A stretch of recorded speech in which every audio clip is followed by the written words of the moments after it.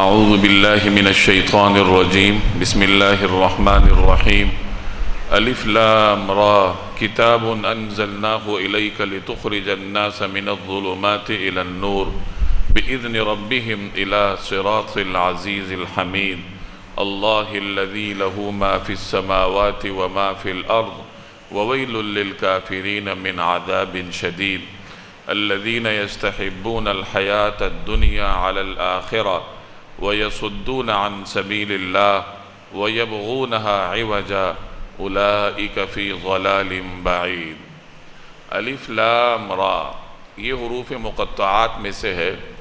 قرآن کریم کی تقریباً 29 صورتیں ایسی ہیں جن کا آغاز حروف مقطعات سے ہوتا ہے، اور اس کے بارے میں پہلے بارہا آپ پڑھ چکے ہیں کہ حروف مقطعات کا معنی اور مفہوم امت کو نہیں بتایا گیا، اور امت کو یہی تعلیم دی گئی ہے کہ جو چیزیں اللہ تبارک و تعالی نے مبہم رکھی ہیں، واضح نہیں فرمائی، تو ان کی کھود کرید کے پیچھے پڑنے کی ضرورت نہیں ہے۔ یہی عافیت کا راستہ ہے۔ صحابہ کرام نے نبی کریم صلی اللہ علیہ وسلم سے اس کا معنی اور مفہوم نہیں دریافت کیا، اور جب صحابہ نے نہیں پوچھا تو انہوں نے آگے بیان بھی نہیں کیا۔ جب عجم اسلام میں داخل ہونا شروع ہوئے تو عجمیوں کے اندر ایک سوالات کرنے کی عادت تھی، چونکہ وہ اسلام کے مزاج سے اتنا واقف نہیں تھے، تو اس وقت کچھ اہل عجم نے اس کے بارے میں پوچھنا شروع کیا۔ تو سیدنا علی رضی اللہ تعالی عنہ اور حضرت عبداللہ ابن عباس رضی اللہ تعالی عنہما سے ان حروف مقطعات کی تفسیر میں کچھ اقوال نقل کیے جاتے ہیں، وہ بھی انہوں نے ان اہل عجم کو اسلام سے مانوس کرنے کے لیے ارشاد فرمائے تھے، ورنہ اصل یہی ہے کہ ان حروف کا معنی اور مفہوم امت کو تعلیم نہیں کیا گیا۔ یہ ایک اعتبار سے اللہ اور اس کے رسول کے درمیان راز ہیں، اور میں پہلے بھی عرض کر چکا ہوں کہ ان کا معنی ہمیں نہیں معلوم، کسی کو بھی نہیں معلوم، اس کے باوجود ہم اس کی تلاوت کرتے ہیں، اور اس کے حرف حرف پر اللہ تبارک و تعالی سے نیکیوں کے امیدوار ہوتے ہیں۔ اس کا مطلب یہ ہوا کہ قرآن کریم کے الفاظ کی اگر کوئی تلاوت کرتا ہے، معنی اور مفہوم اس کو نہیں آتا، تو محض الفاظ کی تلاوت سے بھی اس کو ثواب ملتا ہے۔ ہاں، اگر کسی کو معنی بھی آتا ہے، مفہوم بھی آتا ہے تو بہت اچھی بات ہے، کوئی آدمی عمل بھی کرتا ہے تو یہ مقصود ہے۔ قرآن کریم کی تلاوت کرنا، پھر اس کا معنی سمجھنا، پھر اس پہ عمل کرنا، یہ ایک مومن کا پورا نصاب ہے تربیتی، اور یہ اس کی منزل ہے جس تک اس نے پہنچنا ہوتا ہے۔ تو بہرحال اگر کوئی آدمی کسی وجہ سے قرآن کا ترجمہ نہیں جانتا، صرف اس کے الفاظ کی تلاوت کرتا ہے، تو چونکہ قرآن کریم کے حروف اللہ کی جانب سے نازل شدہ ہیں، یہ اللہ کا کلام ہے، اس کا ایک ایک حرف بابرکت ہے۔ تبارک اسم ربک ذی الجلال والاکرام، اللہ تبارک و تعالی کا نام بابرکت ہے، اللہ کا کلام بھی بابرکت ہے، تو اس کی تلاوت کرنا یہ باعث برکت ہے۔ ہاں، اس کا معنی اور مفہوم سمجھ کر تلاوت کرنا، یہ پھر انسان کے لیے دوہرے اجر کا باعث بنتا ہے۔ تو ایک مومن کے لیے مناسب تو یہی ہوتا ہے کہ وہ قرآن کریم کے مطلب اور معنی کو سمجھنے کی کوشش کرے، بالخصوص وہ شخص جو تعلیم یافتہ ہے، جو دنیاوی تعلیم جانتا ہے، مختلف علوم اور فنون سے واقف ہے، تو اس کا تو فرض ہے کہ وہ قرآن کریم کے مفہوم کو سمجھے۔ ایک دیہاتی ناواقف کسان شخص اگر قرآن کا مفہوم نہیں سمجھتا تو وہ علوم سے دور ہے، علم سے اس کا کوئی واسطہ نہیں ہے، اس کو ریاضی بھی نہیں آتی، انگریزی بھی نہیں آتی، اس نے دماغ کا بھی استعمال ہی نہیں کیا، وہ ہاتھ کا استعمال کرتا ہے، وہ اپنے جسم کے ذریعے محنت کرتا ہے، ہل چلاتا ہے، مزدوری کرتا ہے، تو ایسے آدمی کے پاس تو ممکن ہے کہ عذر ہو، لیکن ایک تعلیم یافتہ نوجوان کے پاس کسی قسم کا کوئی عذر نہیں ہے۔ اگر ایک آدمی انگریزی جانتا ہے، ریاضی جانتا ہے، سائنس جانتا ہے، اور دیگر جو عمرانی علوم ہے وہ جانتا ہے، تو وہ قرآن کریم کو نہ سمجھنے کا کوئی عذر پیش نہیں کر سکتا۔ اس لیے جو لوگ تمدن کے دائرے میں ہیں، جہاں تعلیمی ادارے ہیں، شہر ہے، مساجد ہیں، اور اس میں پڑھا لکھا عملہ ہوتا ہے، ائمہ ہوتے ہیں، تو ایسے ماحول میں بسنے والے لوگوں کے پاس کوئی عذر نہیں ہے، ان کے لیے عافیت کا راستہ یہی ہے کہ وہ قرآن کریم کے مفہوم کو سمجھیں۔ تو بہرحال اگر کوئی آدمی قرآن کا مفہوم سمجھے بغیر بھی تلاوت کرتا ہے تو اللہ تبارک و تعالیٰ کی بارگاہ سے یقیناً اس کو ہر حرف پر نیکیاں ملیں گی۔ تو یہ حروف مقطعات میں سے ہے۔ کتاب انزلناہ الیک، اے پیغمبر یہ ایک کتاب ہے جو ہم نے آپ پر نازل کی ہے۔ یہ سورہ ابراہیم ہے، اور اس سورت کے آخر میں غالباً چھٹے رکوع میں حضرت ابراہیم علیہ السلام کا ذکر کیا گیا ہے۔ مفسرین فرماتے ہیں کہ یہ رسول اللہ صلی اللہ علیہ وسلم کی مکی زمانے کے اخیر میں نازل ہوئی تھی۔ گویا کہ پیچھے جو آپ صورتیں پڑھتے آئے ہیں، سورہ رعد ہے، سورہ ہود ہے، سورہ یوسف ہے، اور یہ سورہ ابراہیم ہے، ان تمام کا زمانہ نزول تقریباً ایک جیسا ہے۔ اور سورہ رعد میں بھی آپ نے بنیادی عقائد کے بارے میں پڑھا تھا، اور یہاں بھی آپ بنیادی عقائد کے بارے میں پڑھیں گے۔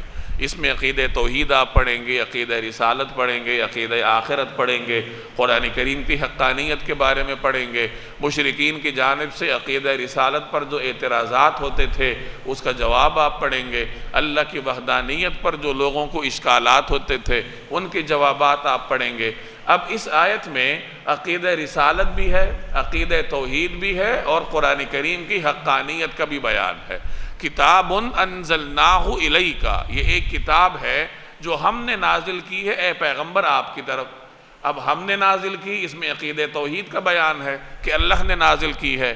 آپ پر کی ہے، اس میں عقیدہ رسالت کا بیان ہے کہ جناب رسول اللہ صلی اللہ علیہ وسلم پر نازل کی ہے، اور نازل ہونے والا کلام یہ قرآن ہے، تو اس میں قرآن کریم کی حقانیت کا بیان ہے۔ تو آیت کے اس حصے میں 3 عقائد اللہ تبارک و تعالی نے آپ کے سامنے بیان کر دیے کہ یہ ایک کتاب ہے جو ہم نے آپ کی جانب نازل کی ہے۔ کتاب کو نکرہ کی صورت میں اللہ نے ذکر کیا ہے، کتابن۔ آپ جانتے ہیں کہ عربی زبان میں اسم کے اوپر اگر تنوین آئے تو وہ نکرہ ہوتا ہے، تنوین نکرہ کی علامت ہوتی ہے، اور جب اس طریقے سے نکرہ کا ذکر ہو تو اس میں کسی عظمت کا اظہار ہوتا ہے۔ کتابن، یہ ایک عظیم کتاب ہے، یہ ایک عظیم کلام ہے۔ انزلناہ الیک، جو ہم نے اے حبیب آپ کی جانب نازل کیا ہے۔ کیوں نازل کیا ہے؟ لتخرج الناس، تاکہ آپ نکالیں لوگوں کو، من الظلمات، اندھیروں سے، الی النور، روشنیوں کی طرف، باذن ربہم، ان کے پروردگار کے حکم سے، اجازت سے، الی صراط العزیز الحمید، الی صراط، اس ذات کے راستے کی طرف، العزیز جس کا اقتدار سب پر غالب ہے، الحمید جو ہر تعریف کا مستحق ہے۔ یہ ایک کتاب ہے جو ہم نے آپ پر نازل کی ہے تاکہ آپ لوگوں کو ان کے پروردگار کے حکم سے اندھیروں سے نکال کر روشنی میں لے آؤ، یعنی اس ذات کے راستے کی طرف جس کا اقتدار سب پر غالب ہے، جو ہر تعریف کا مستحق ہے۔ اب اس میں کتاب کے نزول کی حکمت بیان کی گئی ہے کہ اللہ نے یہ کتاب کیوں نازل کی ہے، تاکہ اس کتاب کے ذریعے لوگ اندھیروں سے نکل کر روشنی کی طرف آئیں۔ اندھیرے کیا ہیں؟ کفر ہے، شرک ہے، بدعت ہے، انکار ہے، ناشکری ہے، یہ تمام اندھیرے ہیں۔ چونکہ باطل کی بہت ساری صورتیں ہیں، اس لیے یہاں اللہ نے ظلمات کو جمع کی صیغے کے ساتھ ذکر فرمایا۔ اندھیروں سے، چاہے اندھیرا کفر کا ہو، شرک کا ہو، ناشکری کا ہو، بدعت کا ہو، اللہ کے حقوق کا انکار ہو، بندوں کے حقوق کا انکار ہو، یہ تمام باطل کی مختلف شکلیں ہیں۔ تو باطل کی مختلف شکلیں ہو سکتی ہیں، البتہ حق کی ایک ہی شکل ہے، اور وہ ہے ایمان، اللہ پر ایمان، اللہ کے رسول پر ایمان، سنت پر عمل۔ تو چونکہ حق کی ایک ہی شکل ہے، اس لیے نور کو اللہ نے واحد کے صیغے کے ساتھ ذکر کیا کہ یہ کتاب کیا کرتی ہے، یہ باطل کی تمام تر صورتوں سے، تمام تر اندھیروں سے ایک شخص کو نکالتی ہے، نکال کر کہاں لاتی ہے؟ حق کی روشنی کی طرف لے کر آتی ہے۔ تو یہ قرآن کریم کے نزول کا مقصد ہے، اس کی حکمت ہے کہ اس کلام کے ذریعے آپ اندھیروں سے نکل کر روشنی کی طرف آئیں گے۔ گویا کہ روشنی اگر تلاش کرنی ہے تو وہ اس کتاب کے اندر آپ کو تلاش کرنی ہوں گی، یہاں آپ کو ملے گی، اس کتاب کے دائیں بائیں آپ کو روشنی نہیں ملے گی۔ ایک آدمی یہ چاہے کہ میں بڑی سی بڑی ڈگری لے لوں، کوئی بڑے سے بڑا کاروبار کر لوں، بڑے سے بڑے منصب پر پہنچ جاؤ، تو وہاں اس کو روشنی نہیں ملے گی جب تک وہ اس کے ساتھ کلام الہی کو نہیں ملائے گا، قرآن کریم کو سمجھے گا اور اس کی روشنی میں پھر اس منصب کے ساتھ انصاف کرنے کی کوشش کرے گا، پھر جا کر اس کو روشنی حاصل ہوگی۔ تو زندگی میں نورانیت لانے کا ایک ہی راستہ ہے، اور وہ ہے قرآن کریم کو پڑھنا، اس کو سمجھنا اور پھر اس کے اوپر عمل کرنا، اور اس کی روشنی میں اپنی زندگی کے ہر پہلو کو گزارنے کی کوشش کرنا۔ تو یہ وہ کتاب ہے کہ جس کے ذریعے انسان اندھیروں سے نکل کر روشنی کی طرف آتا ہے۔ اب یہاں ناس کہا لوگوں کو، یہ نہیں فرمایا کہ عربوں کو یا فلاں قوم کو، لوگوں کو، یعنی قیامت تک آنے والے ہر انسان کے لیے اندھیروں سے نکل کر روشنی کی طرف آنے کا جو واحد ذریعہ ہے وہ یہ کلام الہی ہے۔ نبی کریم صلی اللہ علیہ وسلم کی رسالت میں عموم ہے۔ آپ صلی اللہ علیہ وسلم کی رسالت قیامت تک کے آنے والے ہر فرد کے لیے ہے، چاہے وہ دنیا کے کسی کنارے میں رہتا ہو۔ اس لیے قرآن کریم جب خطاب کرتا ہے تو یا ایہا الناس کہہ کر خطاب کرتا ہے، اے لوگو، چاہے تم دنیا کے کسی خطے میں آباد ہو، تم قرآن کریم کے مخاطب ہو، اور اسی قرآن کریم کو سمجھ کر تم اندھیروں سے روشنی کی طرف آؤ گے۔ تو یہ کتاب آپ پر نازل کی ہے تاکہ آپ لوگوں کو اندھیروں سے روشنی کی طرف لائیں۔ اب روشنی کی طرف لانا کس نے ہے؟ اللہ نے لانا ہے۔ اب گویا کہ اس میں حدود کا بیان ہے کہ پیغمبر کا کام پہنچانا ہے، پیغمبر کی ذمہ تبلیغ ہے، اللہ کا پیغام لوگوں تک پہنچانا ہے۔ اب اس پیغام سے اثر لینا اور نہ لینا یہ اللہ جل جلالہ کے حکم سے ہوتا ہے۔ دل اللہ کی قبضہ قدرت میں ہے، اللہ چاہتا ہے تو کسی کے دل کو بدل دیتا ہے، اللہ چاہتا ہے تو پیغمبر کے سامنے رہتے ہوئے بھی ابو جہل رہتا ہے، پیغمبر کا حقیقی چچا ہوتے ہوئے بھی ابو لہب دائرہ اسلام میں نہیں آتا، اور جب اللہ چاہے تو بلال جو دور دراز کے رہنے کا فرد تھا، اللہ تبارک و تعالی جب چاہتا ہے تو وہ ایمان لاتا ہے اور مومنین کا سردار بن جاتا ہے۔ تو یہ اللہ تبارک و تعالی کی مشیت ہے، وہ جس کا دل چاہتا ہے بدل دیتا ہے، اس کو دائرہ اسلام کی طرف لے آتا ہے۔ اس لیے فرمایا بِإِذْنِ رَبِّهِمْ، ان کے پروردگار کے حکم سے۔ گویا جب تک پروردگار کا حکم نہیں ہوگا کوئی آدمی باطل سے حق کی طرف نہیں آ سکتا، اللہ کے حکم سے ہی ہوگا جو بھی ہوگا۔ اِلَى صِرَاط، ایسی ذات کے راستے کی طرف، یعنی آپ ان کو لے کر آئیں کس کی طرف؟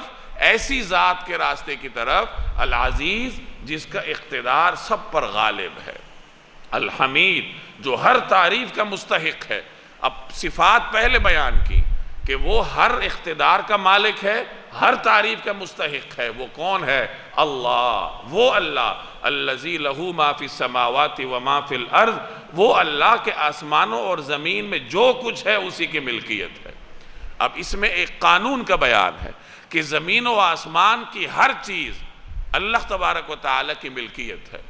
اب آپ کہیں گے کہ ہمارے پاس جو گھر ہے یا میری جیب میں جو پیسے ہیں، میری جو فیکٹری ہے وہ کیا ہے؟ وہ بھی اللہ کی ملکیت ہے۔ آپ کو اللہ نے استعمال کے لیے دی ہے، آپ کے پاس آپ کا مال بلکہ آپ کی جان بھی یہ اللہ کی امانت ہے جو کہ آپ کو استعمال کے لیے برتنے کے لیے دی ہے تاکہ دنیا کی زندگی میں آپ کے لیے سہولت پیدا ہو۔ ملکیت ہر چیز پر اللہ کی ہے۔ یہی وجہ ہے کہ جب اس فلسفے کو سمجھ لیا جائے کہ میری جیب میں جو مال ہے وہ اللہ کا ہے، وہ میرا نہیں ہے، جب اس کو سمجھ لیا جائے پھر اللہ کے حکم پر اس کو اللہ کے راستے میں دینا آسان رہتا ہے۔ اور اگر انسان یہ کہے کہ یہ تو میرا مال ہے، جیسے شعیب علیہ السلام کی قوم نے ان کو کہا کہ یہ کیا بات ہوئی کہ ہم اپنا مال آپ کے کہنے پر خرچ کریں، ایسا تو نہیں ہوگا۔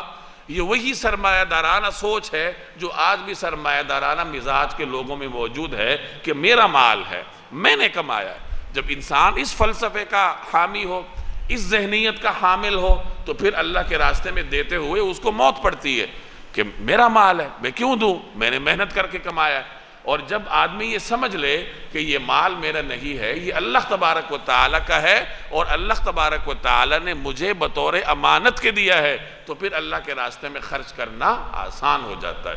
تو یہ فلسفہ ہے مال کی ملکیت کا۔ اللہ، وہ اللہ الذی لہ ما فی السماوات و ما فی الارض، کہ آسمانوں اور زمین میں جو کچھ ہے اسی کی ملکیت ہے۔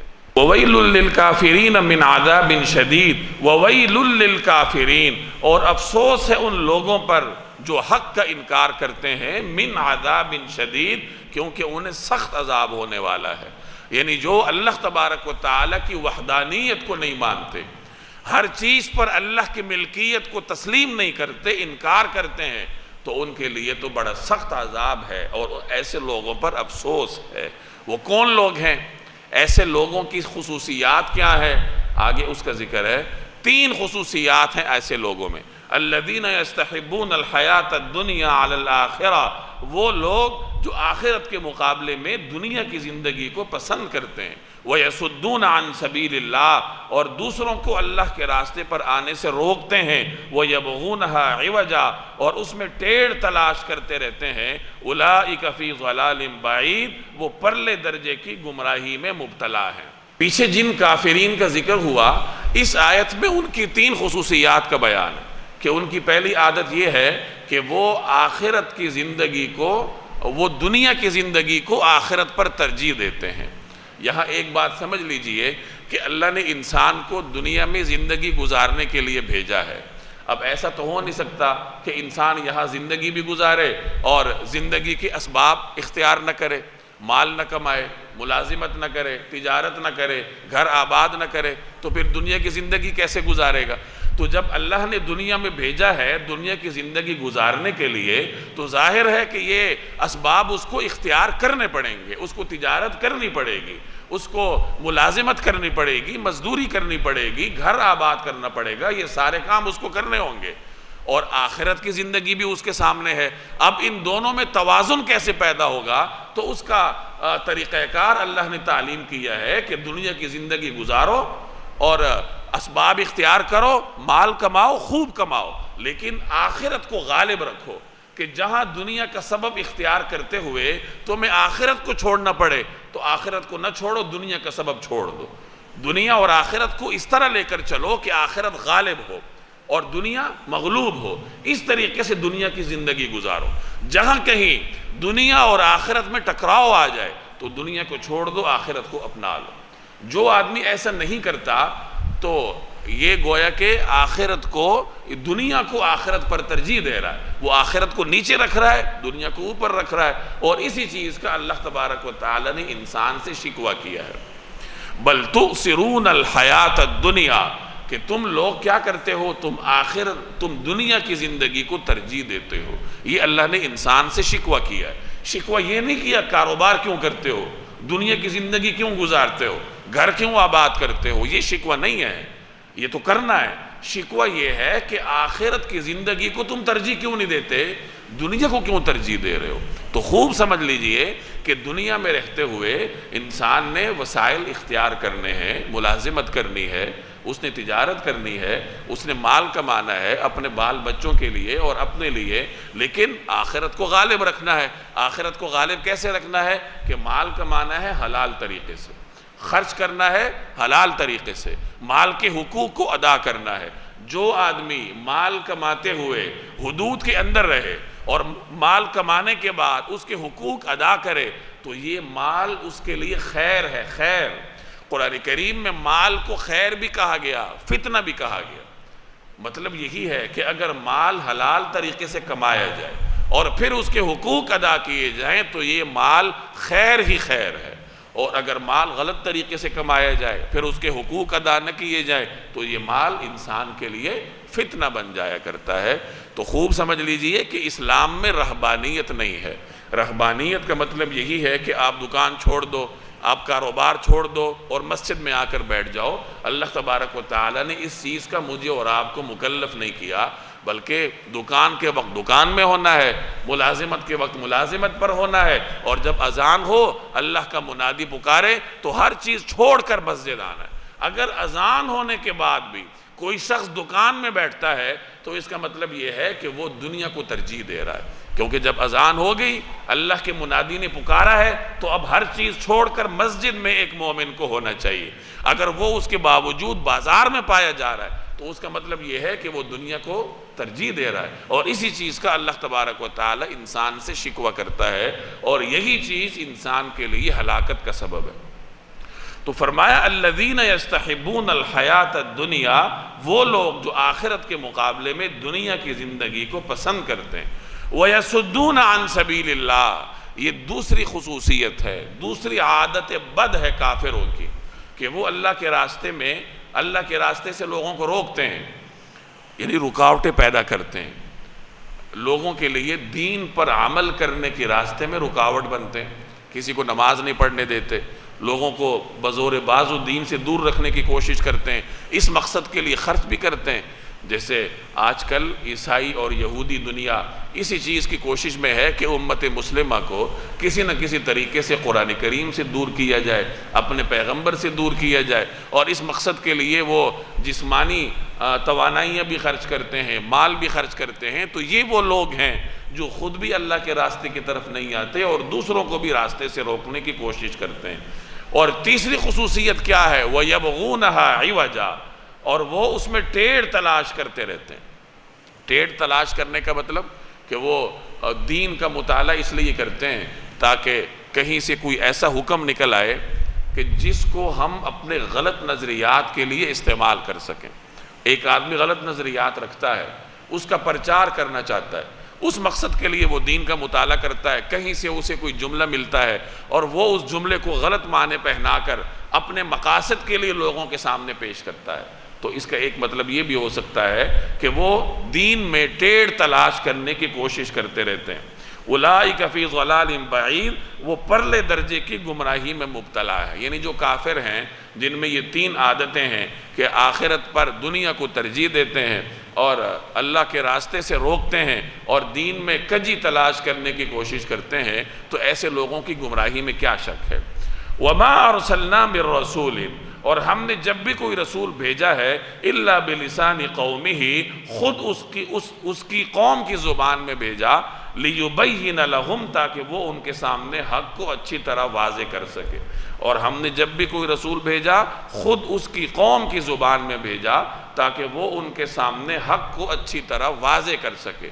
اب یہاں عقیدہ رسالت کی وضاحت ہے کہ اللہ نے دنیا میں انبیاء کو بھیجا ہے۔ انبیاء کو بھیجنے میں اللہ کی سنت یہ رہی ہے کہ انبیاء کو اپنی اقوام کی طرف مبعوث کیا ہے۔ جو قوم جس زبان کی حامل ہے اسی زبان میں کسی پیغمبر کو اللہ نے ان کی طرف بھیجا ہے جو ان کی زبان میں ان کو سمجھا سکے۔ عام طور پر اللہ کی یہی سنت رہی ہے۔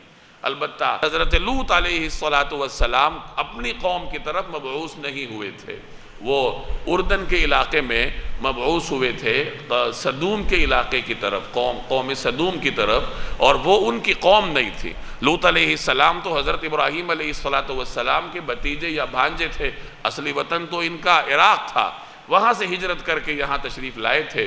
تو اللہ تبارک و تعالی نے اگر کسی پیغمبر کو دوسری قوم میں بھیجا بھی ہے تو اس قوم کی زبان اللہ نے پیغمبر کو سکھائی ہے تاکہ وہ پیغمبر اس قوم کی طرف ان کی زبان میں ہی اللہ تبارک و تعالی کے احکامات پہنچائے۔ تو معلوم ہوا کہ لوگوں کی طرف اللہ تبارک و تعالی کے پیغمبر جب مبعوث ہوتے ہیں تو انہی کی زبان میں ان تک اللہ کے احکامات کو پہنچاتے ہیں۔ جناب رسول اللہ صلی اللہ علیہ وسلم کو اللہ تبارک و تعالی نے عربوں کی طرف مبعوث فرمایا، اور آپ کی زبان مبارک عربی تھی، آپ پر جو کلام نازل ہوا وہ بھی عربی تھا، بلکہ بعض مفسرین فرماتے ہیں کہ اللہ تعالیٰ کا جو بھی کلام آج تک نازل ہوا ہے وہ عربی زبان میں نازل ہوا ہے۔ چنانچہ آدم علیہ السلام کے بارے میں کہا جاتا ہے کہ ان کی بھی اصل زبان عربی تھی، اس لیے کہ وہ جنت سے آئے تھے، اور جنت کے بارے میں فرمایا گیا کہ جنت کی زبان تو عربی ہے۔ تو مفسرین فرماتے ہیں کہ آدم علیہ السلام کی زبان بھی عربی تھی، بعد میں جب وہ زمین پر آئے اور تو اس وقت ان کی اصل زبان عربی تھی، لیکن آہستہ آہستہ بعد میں عربی زبان میں تغیر ہوتے ہوتے اللہ تعالیٰ نے سریانی زبان پیدا کر دی۔ اس طریقے سے مختلف تغیرات سے گزرتے گزرتے نئی نئی زبانیں پیدا ہوتی رہیں، تو معلوم ہوا کہ اصل زبان کائنات میں عربی ہی ہے۔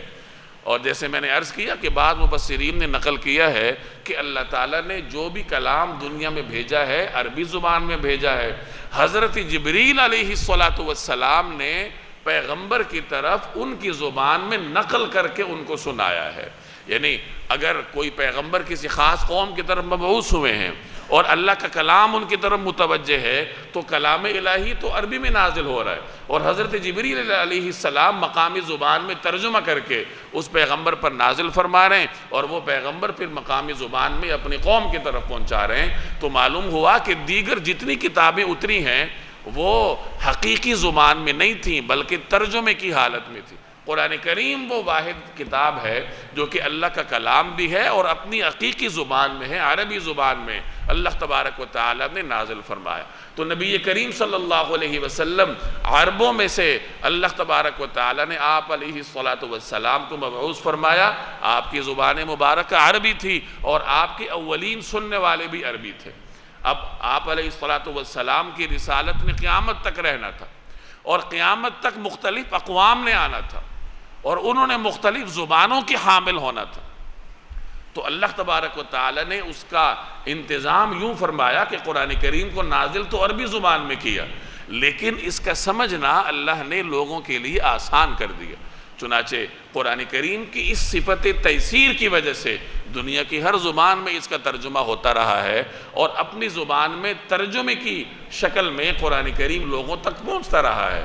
اگر کوئی انگریز ہے وہ عربی نہیں سمجھتا تو انگریزی زبان میں قرآن کریم کے تراجم موجود ہیں، کوئی فرانس میں رہتا ہے تو اس کی زبان میں تراجم موجود ہیں، کوئی افغانستان میں رہتا ہے تو اس کی زبان میں تراجم موجود ہیں۔ تو اللہ تبارک و تعالی نے قرآن کو تو عربی میں نازل کیا، لیکن اس کا سمجھنا آسان کر دیا، اور اس کی صفت تیسیر کی وجہ سے مختلف زبانوں میں اس کا ترجمہ ہوا، اور آج ہر آدمی کو چاہے وہ کوئی بھی زبان بولتا ہو اس کو اپنی زبان میں قرآن کریم کا ترجمہ بآسانی میسر ہے۔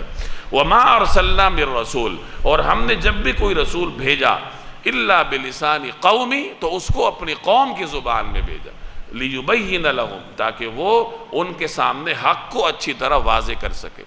فَيُضِلُّ اللَّهُ مَن يَشَاءُ، پھر اللہ جس کو چاہتا ہے گمراہ کر دیتا ہے، وَيَهْدِي مَن يَشَاءُ، اور جس کو چاہتا ہے ہدایت دے دیتا ہے، وَهُوَ الْعَزِيزُ، اور وہی ہے جس کا اقتدار بھی کامل ہے، الحکیم، جس کی حکمت بھی کامل ہے۔ جب کوئی آدمی حق کی طلب رکھتا ہے اور اللہ سے حق کو طلب کرتا ہے تو اللہ تعالیٰ اس کو حق کے راستے پر چلا دیتا ہے۔ وَيَهْدِي مَن يَشَاءُ، جس کو چاہتا ہے ہدایت دیتا ہے، اور ہدایت اسی کو دیتا ہے جو کہ ہدایت کی طلب رکھتا ہے، اور جس کے اندر ہدایت کی طلب نہ ہو، گمراہی کے راستے پر چلنے میں مطمئن ہو، تو اللہ تعالیٰ اس کو گمراہی پر برقرار رکھتا ہے۔ فَيُضِلُّ اللَّهُ مَن يَشَاءُ، جس کو چاہتا ہے اللہ تعالیٰ گمراہ کر دیتا ہے۔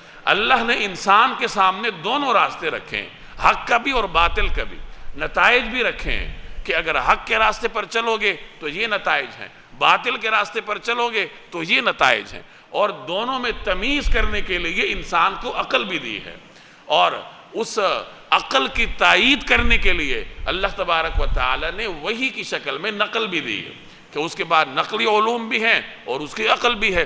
اب ان دونوں کی مدد سے اگر کوئی انسان درست راستے کا انتخاب نہ کر سکے، غلط راستے پر ڈٹا رہے، تو اس کا مطلب یہ ہے کہ اس کے دل میں ہدایت کی طلب ہی نہیں ہے، اور ایسے شخص کو ہدایت دینا یہ اللہ کی سنت نہیں ہے، اللہ تعالیٰ اس کو گمراہی پر برقرار رکھتا ہے۔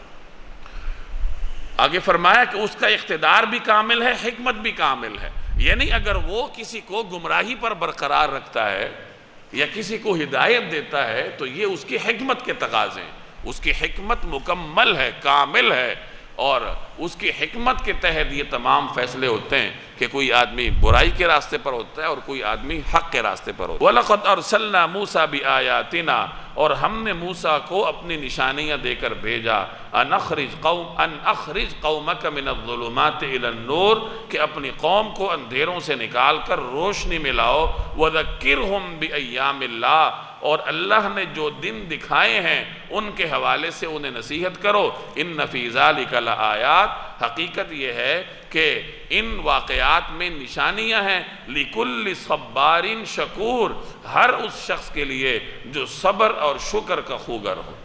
پیچھے عقیدہ رسالت کا بیان تھا، اب اس آیت میں اسی عقیدہ رسالت کی وضاحت ہے کہ حضرت موسیٰ علیہ السلام کا وضاحت کے ساتھ ذکر کر کے اللہ تبارک و تعالی عقیدہ رسالت کی وضاحت فرما رہے ہیں کہ ہم نے موسیٰ علیہ السلام کو بھیجا اپنی قوم کی طرف۔ مقصد کیا تھا؟ تاکہ ان کو گمراہیوں سے نکال کر روشنی کی طرف لائیں۔ وہی مقصد جو پیچھے قرآن کریم کا تھا، رسول اللہ صلی اللہ علیہ وسلم کا تھا، لِتُخْرِجَ النَّاسَ مِنَ الظُّلُمَاتِ إِلَى النُّورِ، وہی مقصد تورات کا بھی تھا اپنے زمانے میں، حضرت موسیٰ علیہ السلام کا بھی وہی تھا، ان اخرج قومک من الظلمات إِلَى النُّورِ، کہ اپنی قوم کو باہر نکالو ظلمات سے روشنی کی طرف۔ مزید فرمایا وَذَكِّرْهُمْ، اور انہیں نصیحت کرو بِأَيَّامِ اللَّهِ، ایام اللہ کے ساتھ۔ ایام اللہ سے مراد اللہ کے دن، اللہ کے دنوں سے مراد گزشتہ اقوام کے واقعات، وہ ایام کہ جن میں اللہ کی جانب سے کوئی غیر معمولی واقعات رونما ہوئے ہوں۔ جیسے کسی قوم پر عذاب آیا، کسی قوم پر کوئی آزمائش آئی، تو گویا تاریخ کے ذریعے لوگوں کے سامنے نصیحت کرنے کی کوشش کریں۔ معلوم یہ ہوا کہ نصیحت کرتے ہوئے اگر کوئی آدمی واقعات کا سہارا لیتا ہے، تاریخ کا سہارا لیتا ہے، تو یہ شریعت کا مزاج ہے اور شریعت کا مقصود ہے، بشرطے کہ تاریخ صحیح ہونی چاہیے، واقعات صحیح ہونے چاہیے۔ حضرت موسیٰ علیہ السلام کو یہی تعلیم دی جا رہی ہے، یہاں اللہ کی جانب سے یہی ہدایت دی جا رہی ہے کہ اپنی قوم کو نصیحت کیجئے، اور نصیحت کرتے ہوئے گزشتہ اقوام کے واقعات سے مدد لیجئے۔ عام طور پر جب واقعات سنائے جاتے ہیں تو لوگ اس کو جلدی سنتے ہیں اور اس کی تاثیر ان کے قلوب پر اثر انداز ہوتی ہے کہ اگر گزشتہ اقوام کے ساتھ یہ واقعات ہو سکتے ہیں تو ہمارے ساتھ بھی ہو سکتے ہیں۔ تو گزشتہ اقوام میں اللہ کی جانب سے جو عجیب واقعات رونما ہوئے ہوں تو وہ ایام اللہ کے دائرہ کار میں آتے ہیں۔ قرآن کریم میں مختلف قسم کے علوم ہیں جن کا ذکر شاہ ولی اللہ رحمہ اللہ نے فرمایا۔ پہلے قسم کے علوم قرآن کریم میں علم الاحکام ہے، یعنی یہاں احکام کا بیان ہے، فرائض ہیں، واجبات ہیں، دین کے احکامات ہیں، حقوق اللہ ہے، حقوق العباد ہیں، یہ قرآن کریم کا ایک حصہ ہے۔ دوسرا حصہ علم الجدل ہے، یعنی مناظرہ، کہ جو مشرکین ہیں، یہود ہیں، نصارہ ہیں، ان کے ساتھ مکالمہ کیسے کیا جائے گا، ان کے ساتھ مختلف مکالمات قرآن کریم کا حصہ ہیں۔ تیسرے نمبر پر قرآن کریم میں ایام اللہ کا ذکر ہے۔ ایام اللہ سے مراد گزشتہ اقوام پر جو اللہ کی جانب سے آزمائشیں آئی ہیں ان کا ذکر ہے۔ اور چوتھے نمبر پر قرآن کریم میں آلاء اللہ کا ذکر ہے، اللہ کی نعمتوں کا بیان ہے۔ اور پانچویں نمبر پر قرآن کریم میں موت کے بعد کے واقعات کا بیان ہے۔ تو یہ 5 قسم کے علوم ہیں جو اللہ تبارک و تعالیٰ نے قرآن کریم میں بیان فرمائے۔ تو یہاں فرمایا گیا کہ حضرت موسیٰ علیہ السلام سے اللہ نے فرمایا کہ اپنی قوم کو نصیحت کیجئے اور ایام اللہ کے ساتھ ان کو نصیحت کیجئے، یعنی گزشتہ اقوام کے جو واقعات ہیں اللہ کی جانب سے جو مختلف آزمائشیں ان پر آئی ہیں ان کو بنیاد بنا کر اپنی قوم کو نصیحت کیجئے۔ اور اس قسم کی نصیحتوں میں پھر نشانیاں ہوتی ہیں ایسے آدمی کے لیے جو صبر اور شکر کا خوگر ہو، کہ اپنے اوپر آنے والی آزمائشوں پر صبر کرے اور اللہ کی جانب سے اس پر جو انعامات ہوتے ہیں اس پر شکر کرے۔ وَإِذْ قَالَ مُوسَىٰ لِقَوْمِهِ، اور وہ وقت یاد کیجئے جب موسیٰ نے اپنی قوم سے کہا تھا اذکروا نعمت اللہ علیکم، کہ اللہ نے تم پر جو انعام کیا ہے اسے یاد رکھو۔ وہ انعام کیا تھا؟ اذ انجاکم من آل فرعون، کہ اس نے تمہیں فرعون کے لوگوں سے نجات دی، یسومونکم سوء العذاب، جو تمہیں بدترین تکلیفیں پہنچاتے تھے، ویذبحون ابناءکم، اور تمہارے بیٹوں کو ذبح کر ڈالتے، ویستحیون نساءکم، اور تمہاری عورتوں کو زندہ رکھتے تھے، وفی ذالکم بلاء من ربکم عظیم، اور ان تمام واقعات میں تمہارے پروردگار کی طرف سے تمہارا زبردست امتحان تھا۔ اب یہاں حضرت موسیٰ علیہ السلام کے ایک مکالمے کا ذکر ہے جو انہوں نے اپنے امت سے فرمایا، اپنی قوم سے فرمایا کہ اے میری قوم کے لوگوں، یاد کرو وہ نعمتیں جو اللہ نے تمہارے اوپر کی تھیں۔ وہ نعمتیں کیا تھیں؟ موسیٰ علیہ السلام کی قوم پر کیا نعمتیں ہوئیں؟ سب سے پہلی نعمت کہ اللہ نے انہیں فرعون سے نجات دی۔ فرعون ان پہ ظلم کر رہا تھا، بنی اسرائیل کو اس نے غلام بنا رکھا تھا، بنی اسرائیل مصر میں غلامی کی زندگی بسر کر رہے تھے۔ تو اللہ تبارک و تعالیٰ کے حکم سے موسیٰ علیہ السلام نے ان کو آزادی دلوائی، ان کو مصر سے نکال کر اپنے اصل وطن کی طرف لے جانے کے لیے ان کو مصر سے نکالا۔ تو اللہ نے فرمایا کہ اللہ کا یہ تمہارے اوپر ایک بڑا انعام تھا کہ اس نے تمہیں آزادی کی نعمت عطا فرمائی، فرعون کی غلامی اور اس کے مظالم سے نجات دلایا۔ اس کے مظالم کیا تھے؟ یذبحون ابناءکم، وہ تمہارے بیٹوں کو ذبح کرتا تھا۔ آپ جانتے ہیں کہ فرعون کو کسی نجومی نے کہا تھا کہ بنی اسرائیل میں ایک بچہ پیدا ہوگا جس کے ہاتھوں تمہاری سلطنت کا خاتمہ ہوگا، تو اس نے حکم دیا تھا کہ بنی اسرائیل کے ہر نوزائیدہ بچے کو قتل کیا جائے۔ چنانچہ علماء فرماتے ہیں کہ اس کے حکم سے 90,000 بنی اسرائیلی بچوں کو ظالمانہ طریقے سے شہید کیا گیا۔ اتنی بڑی تعداد میں اس نے بنی اسرائیل کے بچوں کا قتل عام کیا۔ تو یہ فرعون کی جانب سے مظالم تھے جو بنی اسرائیل پر ہو رہے تھے، اور جب وہ مصر سے نکل گئے تو یہ مظالم ختم۔ وَيَسْتَحْيُونَ نِسَاءَكُمْ، تمہاری عورتوں کو زندہ رکھتا تھا، یعنی لڑکوں کو مارتا تھا، لڑکیوں کو زندہ رکھتا تھا تاکہ یہ بڑی ہوں گی تو ہمارے قوم کی خدمت کریں گی، یہ غلامانہ زندگی بسر کریں گی، ہمارے گھروں کے کام کاج کریں گی۔ تو فرمایا کہ اس میں تمہارے رب کی طرف سے تمہاری سخت آزمائش تھی، اور جب اللہ نے تمہیں مصر سے نکالا تو اس آزمائش کا خاتمہ ہوا۔ تو یاد کرو اس نعمت کی جو اللہ نے تمہارے اوپر کی کہ تمہیں اس آزمائش سے باہر نکالا۔ اس کا تقاضا یہ ہے کہ تم اللہ تبارک و تعالی کا شکر ادا کرو۔ وَإِسْتَأَذَّنَ رَبُّكُمْ، اور وہ وقت بھی جب تمہارے پروردگار نے اعلان فرما دیا تھا، لَإِن شَكَرْتُمْ، کہ اگر تم نے واقعی شکر ادا کیا، لَأَزِيدَنَّكُمْ، تو میں تمہیں اور زیادہ دوں گا، وَلَئِن كَفَرْتُمْ، اور اگر تم نے ناشکری کی، إِنَّ عَذَابِ لَشَدِيدٌ، تو یقین جانو کہ میرا عذاب بڑا سخت ہے۔ انسان جب شکر کرتا ہے تو اللہ تعالیٰ اس پر اپنی نعمتیں بڑھا دیتا ہے۔ اللہ کی نعمتوں کا تو انسان شمار ہی نہیں کر سکتا۔ آپ کا ہر سانس یہ اپنے اندر بہت ساری نعمتیں لیے ہوئے۔ انسان جب سانس اندر لے کر جاتا ہے تو تازہ ہوا اندر لے کر جاتا ہے، اس کی صحت کے لیے مفید عناصر اس کی جسم کے اندر جاتے ہیں، اور جب سانس باہر نکالتا ہے تو مضر چیزیں وہ باہر نکالتا ہے جو اس کی جسم کے لیے نقصان دہ ہوتی ہیں۔ تو ایک سانس میں اللہ کی کتنی نعمتیں ہیں، انسان شمار کر سکتا ہے؟ ایک سانس کی نعمتوں کو شمار نہیں کر سکتا۔ آپ نے سانس لیا ہے، نہ جانے کتنی ایسی مفید چیزیں آپ کے جسم میں گئی ہیں، آپ کے جسم میں ان کے کیا کیا اثرات ہوں گے، جسم کے کس کس عضو کو اس سانس کے نتیجے میں اندر جانے والی مفید چیزوں کے ذریعے کیا کیا فوائد ہوں گے، آپ کو نہیں معلوم، آپ اس کو شمار بھی نہیں کر سکتے۔ اسی طرح جب سانس باہر نکال رہے ہیں تو نہ جانے کون سے مضر اجزاء باہر نکل گئے، تو اس کو بھی آپ معلوم نہیں کر سکتے، تو شمار کیسے کریں گے؟ تو اللہ تبارک و تعالیٰ کی نعمتوں کو انسان شمار نہیں کر سکتا۔ تو نعمت کا تقاضا یہ ہے کہ نعمت پر شکر ادا کیا جائے۔ شکر 3 طریقے سے ہوتا ہے، شکر زبان سے بھی ہوتا ہے، شکر دل کے ذریعے بھی ہوتا ہے، شکر اپنے جسم کے ذریعے بھی ہوتا ہے۔ زبان کے ذریعے شکر کا مطلب کہ انسان زبان سے اللہ کا شکر ادا کرے، الحمدللہ یا اللہ تیرا شکر ہے، اپنی زبان میں شکر ادا کرے۔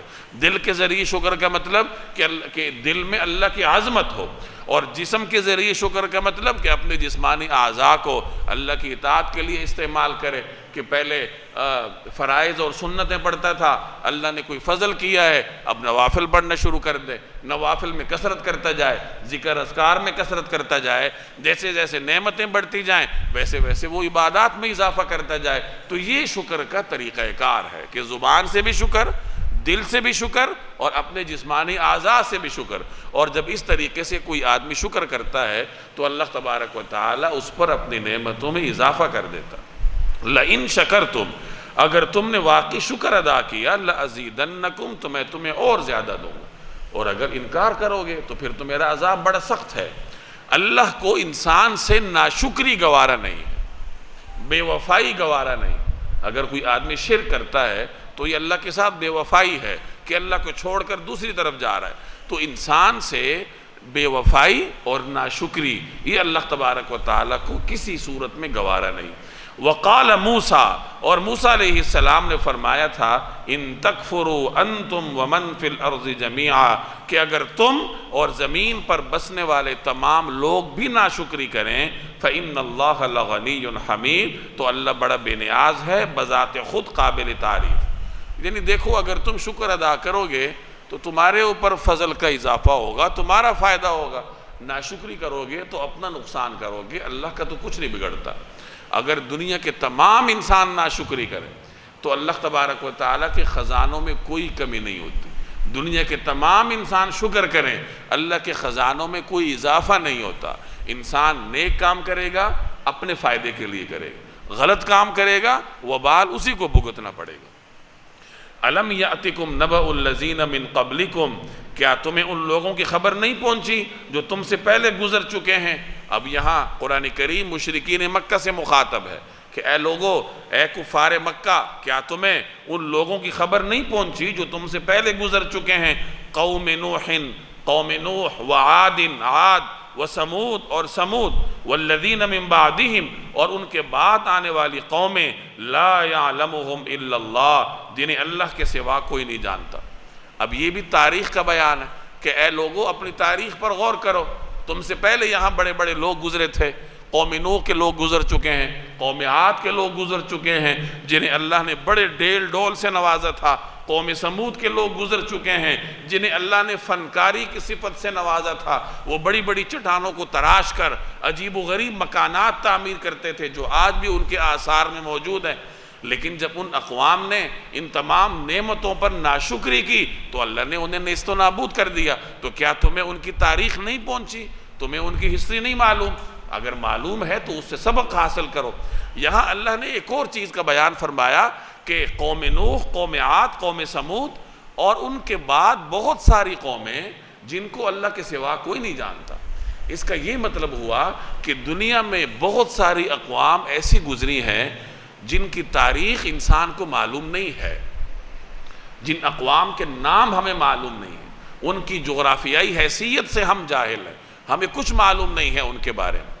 اس لیے بعض علماء فرماتے ہیں کہ اپنا نسب نامہ حضرت آدم علیہ السلام تک پہنچانا ناپسندیدہ ہے، کیونکہ جب کوئی شخص اپنا نسب نامہ حضرت آدم علیہ السلام تک پہنچاتا ہے تو اس کا مطلب یہ ہے کہ وہ یہ کہہ رہا ہے کہ مجھے اپنی ساری تاریخ معلوم ہے، حالانکہ درمیان میں بہت ساری ایسی اقوام گزری ہیں جن کو اللہ کے سوا کوئی نہیں جانتا۔ تو جب اللہ کے سوا کوئی جانتا نہیں ہے تو وہ نسب نامے میں کیسے آ گئی؟ اس لیے جناب رسول اللہ صلی اللہ علیہ وسلم نے اپنا نسب نامہ حضرت عدنان تک بیان فرمایا، اور اس کے بعد آپ صلی اللہ علیہ وسلم نے نسب نامہ بیان نہیں فرمایا۔